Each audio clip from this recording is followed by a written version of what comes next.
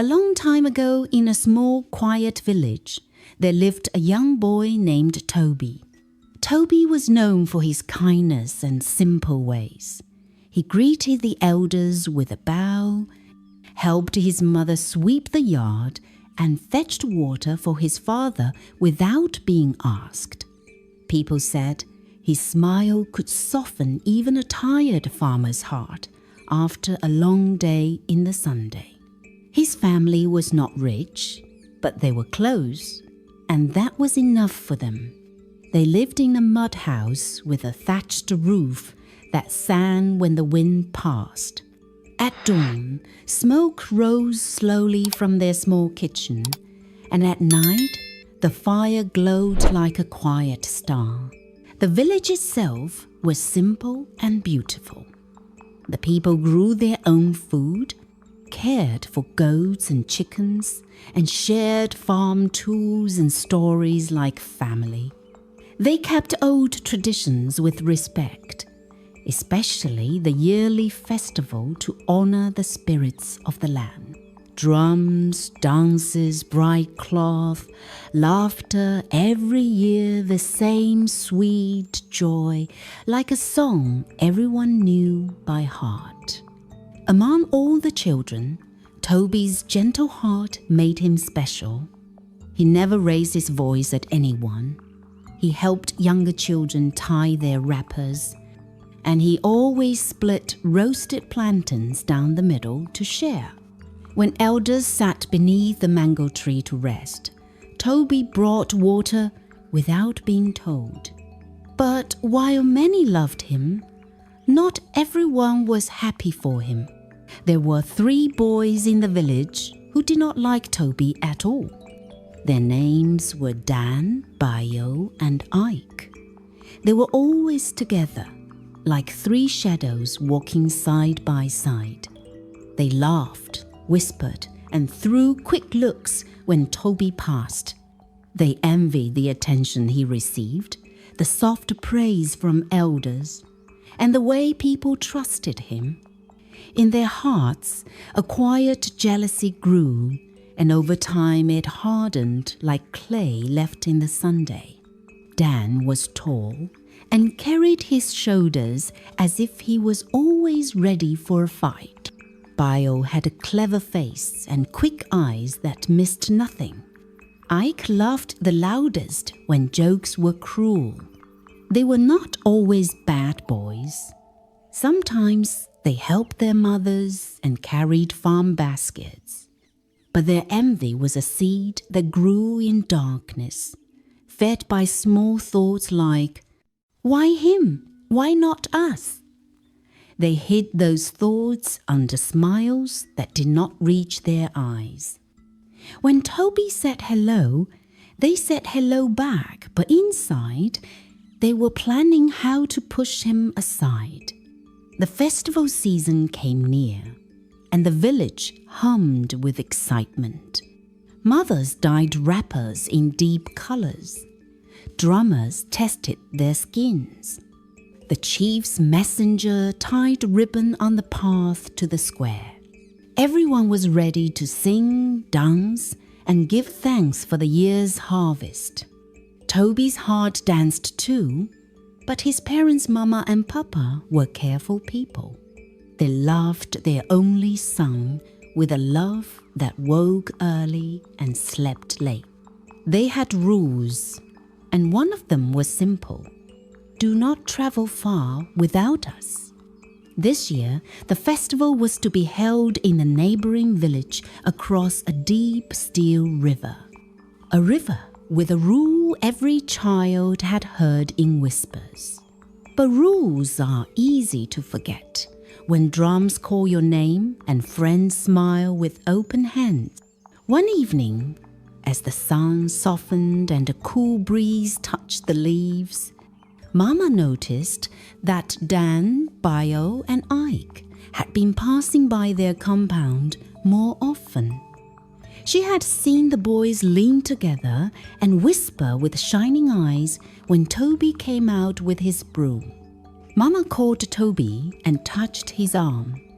"My son," she said gently, Be careful. Not everyone who smiles at you is a friend. I know those boys have been spending time near you. Something about it feels wrong." Toby smiled, the easy kind. "Mama, they mean no harm. They have been kind. They greet me well."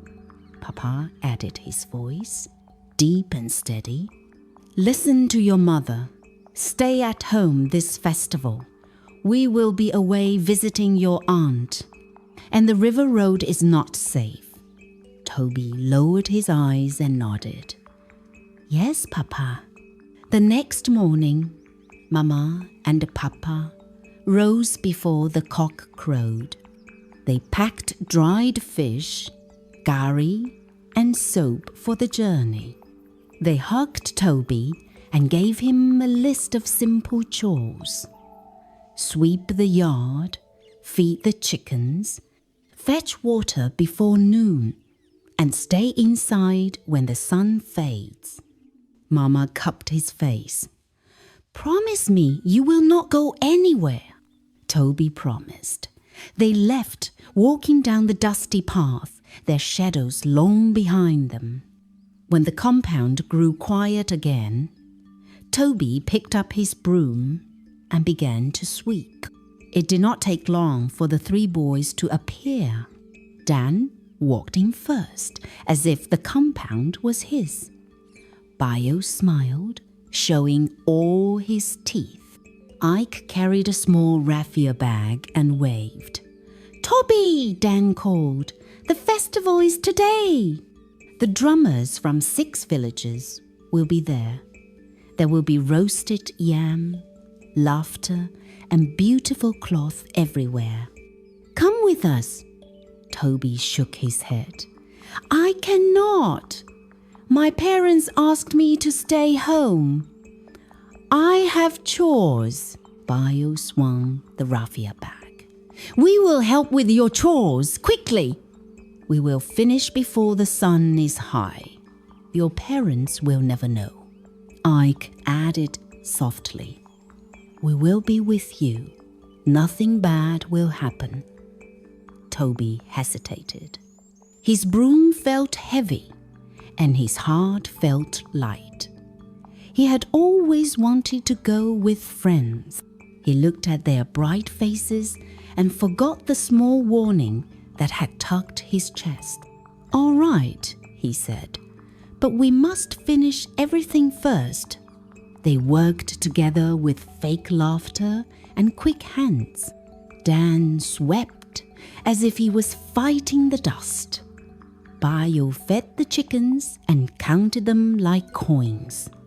Ike fetched water and sang loudly, drawing neighbors to the fence. By noon, the chores were done. Toby washed his hands and looked at the clean yard with quiet pride. He almost said, "Maybe I should still stay." But the boys were already at the gate. "Let's go!" They picked the short path that led around the farms toward the neighboring village. They walked fast, talking and laughing so the air would cover any sound of worry inside Toby's head. The road soon bent toward a large, dark river that cut across the land like a sleeping snake. The water was deep and calm, too calm. The air felt still, as if it was listening. Old people in the village often said, "Do not joke with that river. When you cross to the other side, you must return with an offering of food to honor the spirit that guards it." People called the spirit by many names. Some called her the River Mother, some called her Nene. Those who forgot the rule were said to vanish into the water and never return. Toby had heard such stories but had never been here. The river looked peaceful, almost friendly. He wondered why his skin felt cold even as the sun burned bright.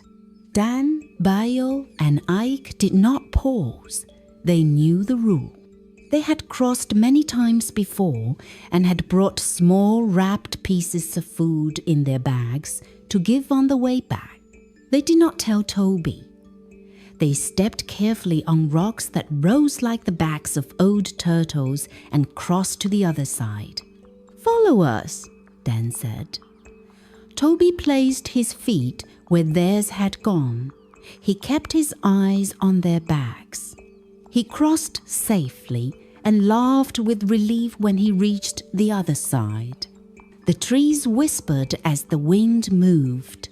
The river settled again, quiet and deep. They reached the festival, and it was like stepping into a bright dream. Stalls lined the paths with cola, roast meat, sweet fruits, and handmade crafts. Drummers beat fast and slow, teasing feet into dancing. Women wore wrappers as bright as parrots. Children chased one another around the masquerade. Toby's heart felt full, as if it had eaten honey.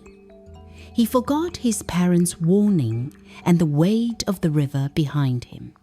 As the sun climbed, the square grew busier. Many noticed Toby, not because he shouted, but because he did not. He smiled softly and greeted with respect. He said thank you for water and held a baby for a tired mother. People liked him. Even young men from other villages knocked shoulders with him in a friendly way. The three boys watched and felt something bitter rise in their throats. They had brought Toby hoping to own the day, but attention slid to him like light to a mirror.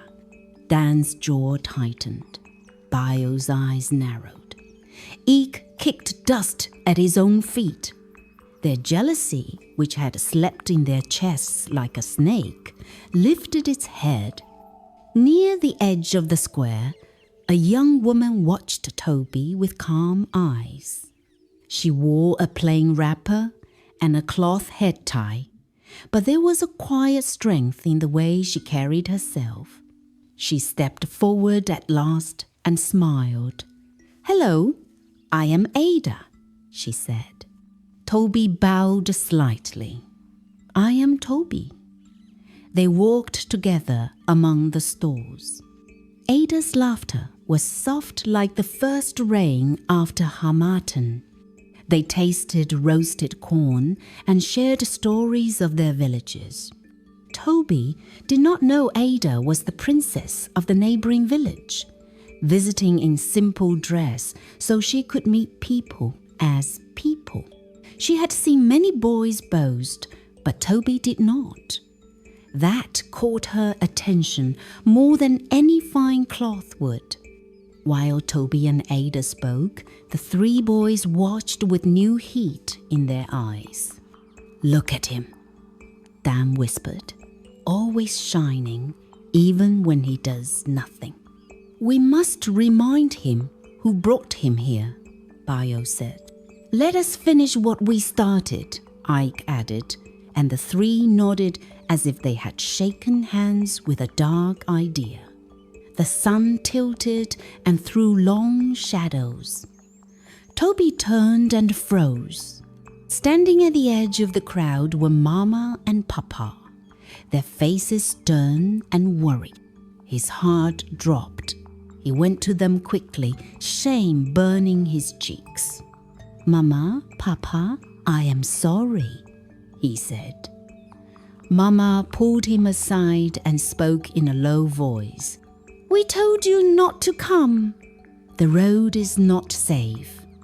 Papa's voice was firm, not unkind. "You must go home now. No more stops." Toby bowed his head. "Yes, Papa." Ada stood a little behind, eyes soft with understanding. Toby glanced at her. She gave a small nod that said, "Go." He turned to the three boys. They came near with faces that pretended worry. "We will take him back," Dan said quickly. Mama and Papa did not want to argue in the square. They let the boys lead Toby away and stayed behind to finish their visit. The road seemed longer on the way back. The sound of drums faded, and the air grew still around the trees. They reached the river again. The water lay quiet, almost as if it had been waiting. The three boys stopped and opened their raffia bags. Each took out a small bundle of food. They did not look at Toby. The hair on Toby's arms rose. He did not fully understand, but the quiet inside the air made him feel like someone was standing behind him. He looked at their hands. "What is that for?" he asked. The boys shared a quick glance that smiled without joy. "It is nothing," Bayo said. "Let us go." As they made to cross, Toby noticed them place their food on a flat stone near the water, as if feeding a visitor. His heart beat faster. "Wait," he whispered. "Is there something I should do?" Dan lifted his chin and pretended not to hear. Toby's voice shook. "Please, if there is a rule, tell me." The boys ignored him and stepped forward. Toby reached out with trembling hands. "Please, give me a little of your food. I did not bring any. I did not know." Bayo pulled his bundle away. "We have only enough for ourselves." Ike's voice turned cold. "You should have asked before. We cannot risk ourselves for you." The words struck Toby like stones. "Please," he begged again. "Just a small piece." They turned their backs and placed their offerings by the river. Then, one by one, they crossed, stepping quickly from rock to rock, leaving Toby alone on the far bank. Silence fell so deep that Toby could hear his own breathing. The river, which had looked peaceful before, now seemed to watch him with 1,000 quiet eyes. The surface rippled, slow and wide. The air turned cool. From the center of the water, a shape rose like a moon, lifting itself from a dark cloud. Hair long as river grass, skin that shone as if it was wet with stars, she came. Her eyes glowed, and there was no kindness in them. "You crossed my water," she said, her voice calm and deep, "and you return with no offering." Toby opened his mouth, but the words ran out of his lips and fell on the ground. His feet felt locked to the earth. "Those who do not respect the rule must face the river's answer," the spirit said. Water began to circle around Toby's ankles, cool at first, then cold, then strong. On the other bank, the three boys watched. They did not shout. They stood like trees and let the wind of what they had done pass over them. Toby lifted his hands toward them. "Please." But the water rose, and the spirit's hand reached out, cold and powerful, and held his wrist. With one sure movement, she pulled him into the river. The last thing he saw was the quiet sky closing like a lid over the water's mouth. Dan, Bayo, and Ike stood for a moment and watched the ripples smooth themselves flat. Then, with faces set and dark, they turned and walked home. They did not speak a word. They believed their secret would sink with the boy. That night, Mama and Papa returned to an empty yard. They called Toby and listened to their own voices returning to them. They looked for footprints near the kitchen and found none. Mama's hands began to shake. Papa walked to the path and stared at the place where the grass bent. They went to neighbors. No one had seen Toby after the festival. As the news spread, worry gathered like a cloud. People lit small lamps and whispered prayers. Mama and Papa walked through the dark like two shadows holding hands, calling their son's name. Near the river at dawn, the three boys went back to look. They wanted to be sure no trace of their betrayal remained, no cloth caught on a branch, no footprints that told a story. As they reached the bank, a small parrot perched on a branch above the water began to sing. It was a sad, thin song, like a memory that did not want to be remembered. The boys paused and listened.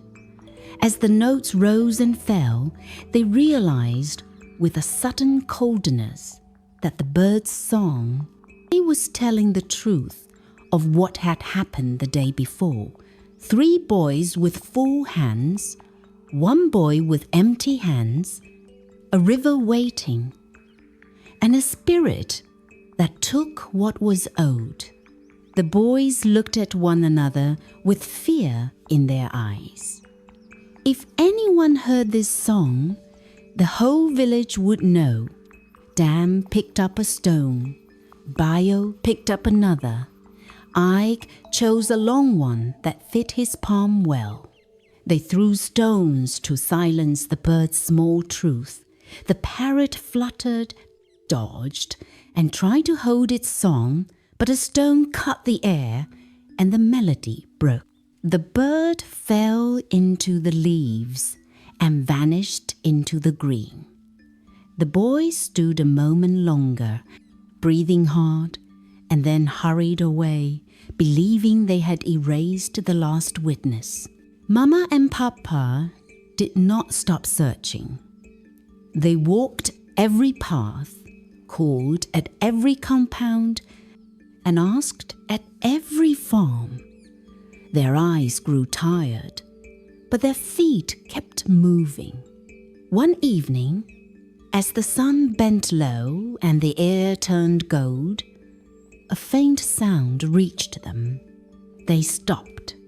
It was a small, broken chirping from the bushes.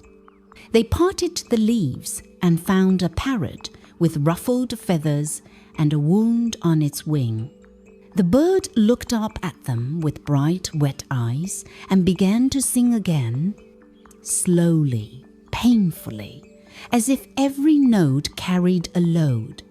As they listened, the words became clear.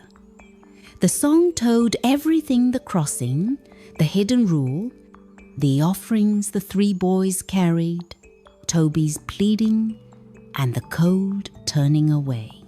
Mama pressed her hand to her mouth. Papa's fists closed until the skin over his knuckles turned white. They had trusted those boys. They had allowed their son to walk with them. Tears filled Mama's eyes as she imagined Toby standing alone at the water's edge. The parrot gathered its breath and sang one more verse. I saw it all. Your son is beneath the river, taken by the spirit because of their wickedness. But there may still be a way. If your love is deep enough, come to the water with me. Mama and Papa looked at one another. Their grief hardened into a quiet courage. They would not stop. They would not sleep. They would face the river.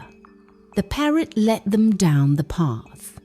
The journey felt long because sorrow weighed more than any basket. When they reached the river, the night was falling and the water looked like a sheet of black cloth spread by careful hands. They stood at the edge and called with trembling voices, Great Spirit of the river, please, we beg you, return our son. He is our only child. He is our light. For a long moment, nothing moved. Then ripples spread, and the river lifted the woman again, hair like water, grass, eyes like deep night. Beside her, standing still and hollow, was Toby. His face was calm but far away, as if sleep had tied his thoughts. "Your son is mine now," the spirit said. "He returned without honoring the rule. He serves me as the law demands." Mama and Papa fell to their knees. "Please," Mama cried, "have mercy. We cannot live without him." Papa's voice shook. "Take anything from us, but let us hold our son again." The spirit tilted her head, and for a moment there was no sound but the water's breathing. Then she spoke, her lips curving in a faint, unreadable smile. "If your love is as deep as you say, cross this river with no bridge, no boat, and no hand to help you. If you reach the other side, I will set him free. If you fail, you will remain here bound to me." The challenge stood between them like a wall. The river was deep. The current was quiet but strong. But Mama and Papa were the kind of people whose love had learned to walk in the dark. They joined hands and bowed their heads. "God of our fathers," Papa whispered, "hold our feet." Word spread quickly, and villagers gathered on both banks, holding lamps like small moons in their palms. "Your love will guide you," an elder called. "Do not fear," another cried. Mama and Papa stepped into the water. It was cold as truth.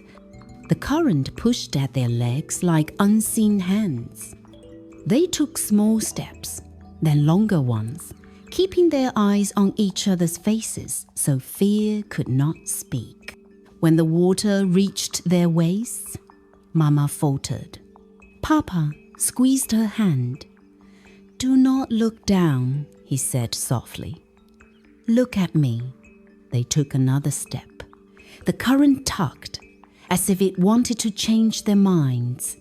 Just when it seemed they could go no further, a sudden wind swept across the river, gentle but strong. It wrapped around them like a shawl worn by a loving grandmother. Their feet, which had felt like stones, felt light again. The push of the current softened. They moved forward, one step, then another, until at last their feet touched the stones near the far bank. They climbed out, wet and shaking, but standing. A sound arose from the villagers like a sigh and a song joined together. The spirit watched them in silence. Something in her gaze changed just a little at first, then like a cloud breaking to show the moon. "Your love has proven true," she said at last. "I release your son." She lifted her hand, and the water around Toby loosened like a knot coming undone. Color came back to his face. He blinked and looked around as if waking from a long, strange dream. "Mama?" he whispered. "Papa?" They ran to him and held him, their arms strong and shaking, their tears warm on his neck. The villagers cheered. They sang praise songs and lifted their lamps high. Mama and Papa bowed to the spirit. "Thank you," Papa said, voice full of humility. The spirit did not answer at first, but she did not look as cold as before. The river smoothed itself and lay quiet again, as if nothing had happened at all. Morning brought both joy and questions. The story of the rescue spread faster than Harmattan fire. People spoke in low voices about the river rule and the courage of parents who walked through deep water for love. They also spoke about the 3 boys who had walked with Toby. Whispers moved from door to door and woke the memory of the parrot's song. The matter was brought before the king that same day. He called for Dan, Bai, and Ike to stand in the square before the elders and the people. They came with heads low, their mouths tight. The king's voice filled the air. You walked with this child. You knew the law of the river, yet you hid it from him. You refused him help and left him to be taken. You tried to silence the truth.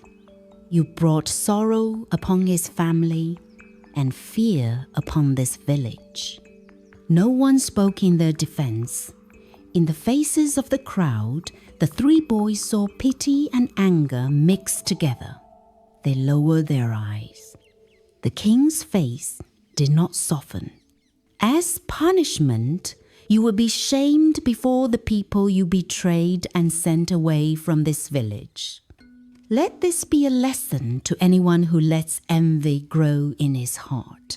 The boys were led through the streets. Women shook their heads. Men looked away. Children who once chased behind them stood still. At the edge of the village, the guards pointed to the path and told them to walk and not look back. They left with heavy steps, learning at last that some roads cannot be walked twice. That night, Toby could not sleep. He walked outside and sat where the moon washed the yard silver.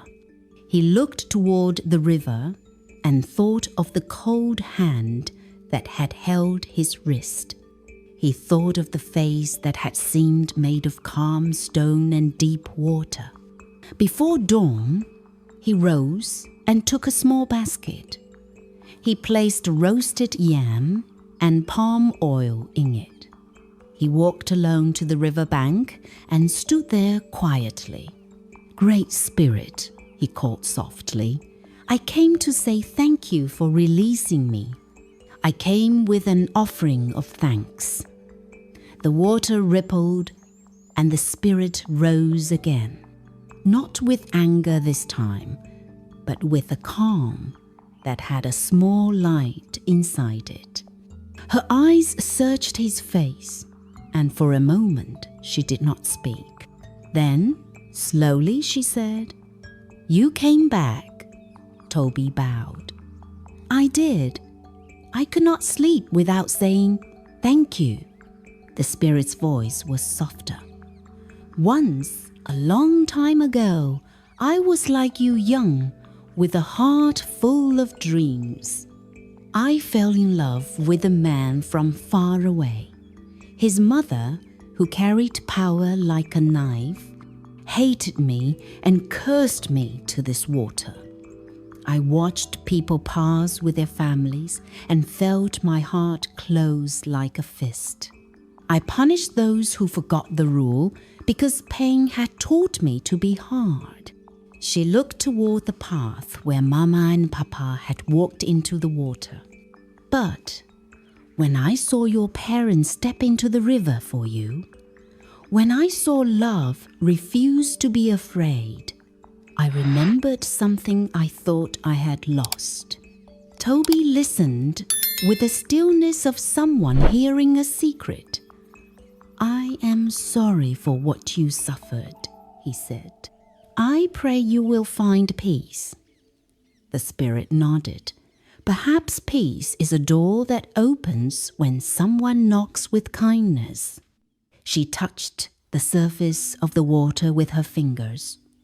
Small rings grew and spread and vanished. Go home, she said, and live a life that does not forget what saved you. Toby bowed again. He placed the basket gently on the stone and stepped back. The spirit lowered herself into the river.